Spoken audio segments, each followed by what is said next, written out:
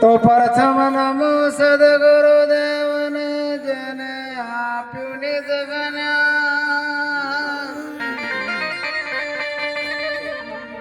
જ્ઞાન ગોવિંદ ઓળખ્યા ટળી ગયો દેહ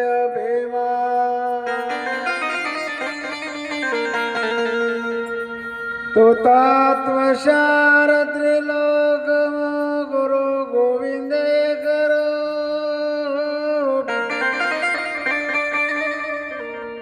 આજ અંત મદક સે હરિ ગુરુ સંત સવરો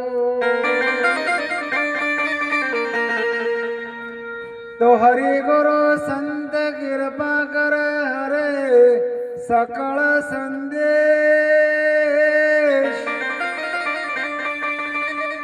પરમ પુરુષ પરમાત્મા તો સુલગે ને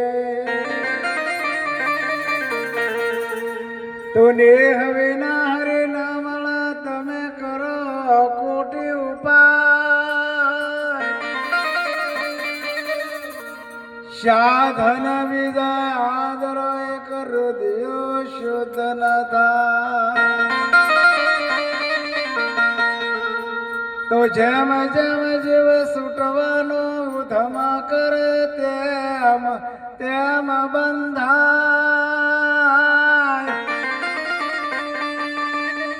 આપ વળે છૂટે નહીં છોડે સદગુરુ રાય સતગુરુ મહારાજ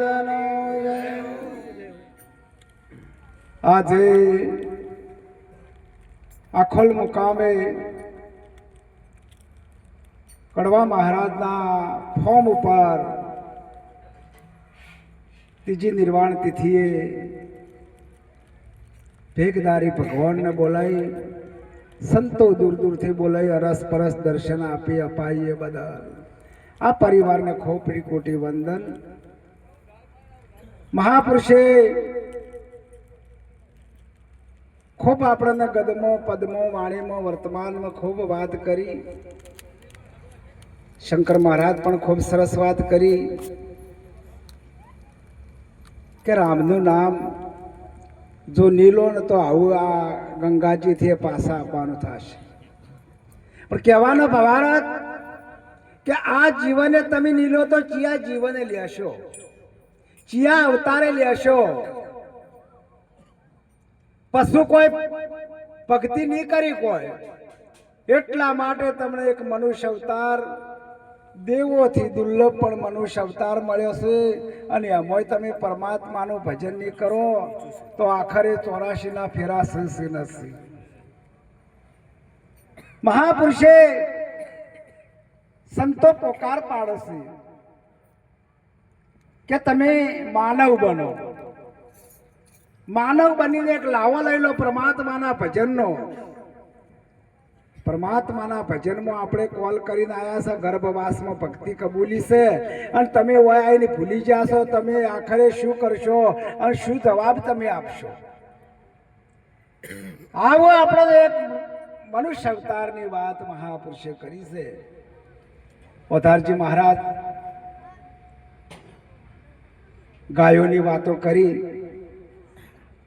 પણ કહેવાનો ભાવાર્થ કે એક એક ગાય આપણે બોધીએ એ આપણી ફરજ છે હિન્દુ સમાજની આપણી ફરજ છે પહેલી પણ કહેવાનો ભાવાર્થ કે તમે ન બોધો ને રખડેલા ફરે તો આવા મહાપુરુષો એનું સંચાલન કરી રહ્યા છે હાલ કોટી કોટી વંદન છે આવા મહાપુરુષોને તે આવી એક ગૌશાળા ચલાવે છે અને ગૌશાળા ચલાવી કોઈ નાના છોકરાના ખેલ નથી મહારાજ એ તો હાજુ આવે ને મોદું આવે તરત દોવા વાળું ના આવે પણ એ સેવા કરવાની મહાપુરુષે વાત કરી છે કે એ સેવા આવા સંતો બેઠા છે ને તો કોઈ વોચ આવે એવો નથી પણ આપણે સાથ હાલવો પડશે આપણે વગર તાર બોથો છે પણ આપણે ગાવે ચોથી ખાય બાપુ અને ગાય આવે તો તમે મારો સા હિન્દુ સમાજ છે તોય કોને તમે શબાશી આલી કે મારા ક્ષેત્રમાં આવજે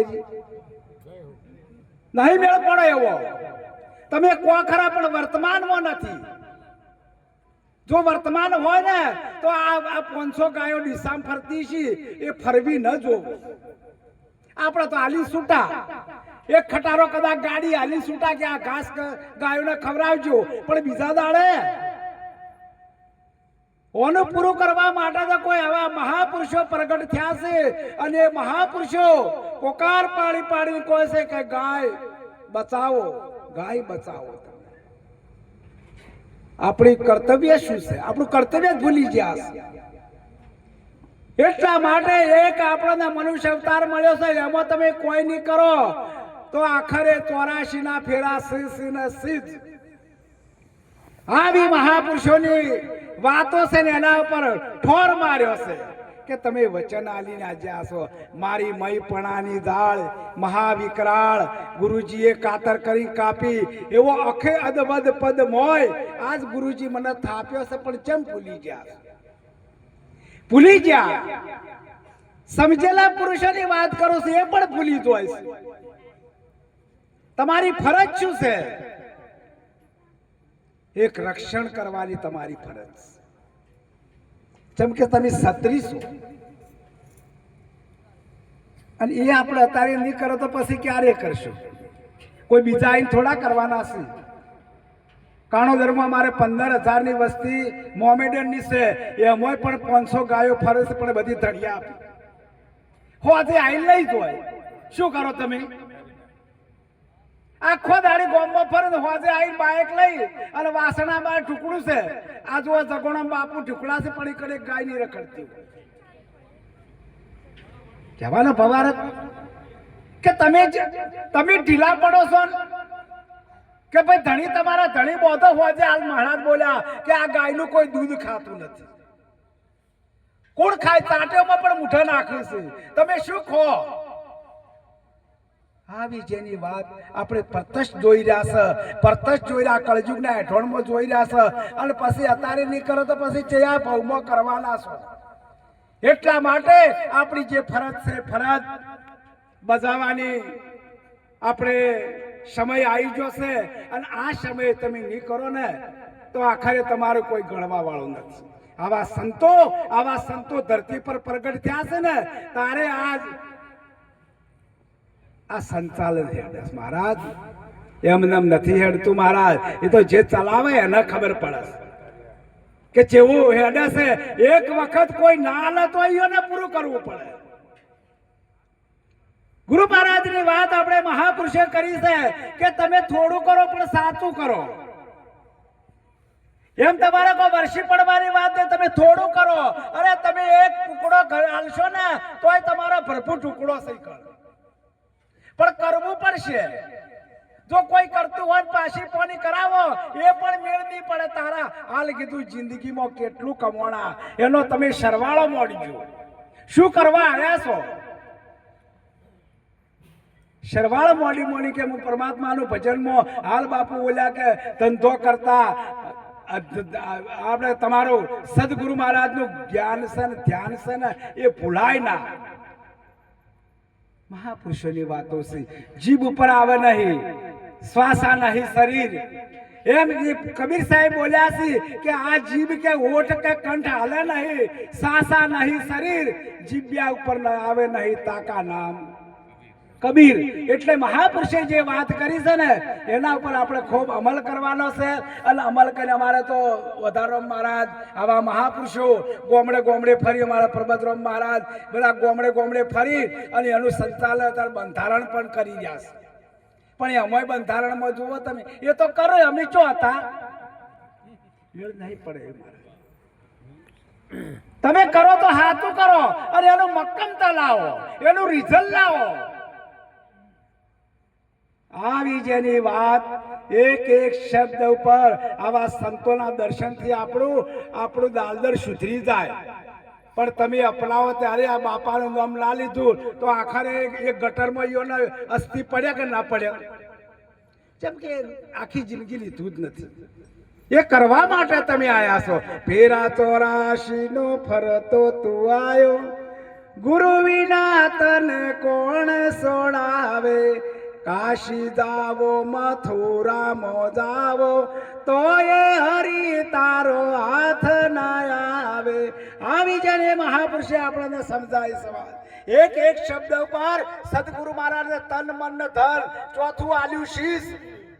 તો પછી વાત પૂરી થઈ ગઈ. ગુરુ ગોવિંદો નો ખડા. હાલ મહારાજ બોલ્યા ગુરુ ગોવિંદો નખલા કિસકો લાગુ પાય. મારા બલિહારી મારા ગુરુદેવની છે ત્યારે મને ગોવિંદ ઓળખાયો છે. નકે હું ગોવિંદને ઓળખતા નહોતા, મારા મહાપુરુષે ઓળખાયો. એક એક શબ્દ ઉપર આપણે તો અહોક ભાગ્ય છે. આ જે બેઠા છે એ જે સમય ફાળવ્યો છે એ અમને તો અહોક ભાગ્ય છે. ઓમોથી આપણું લખવાનું ઓમો મિથ્યા નહીં જવાનો.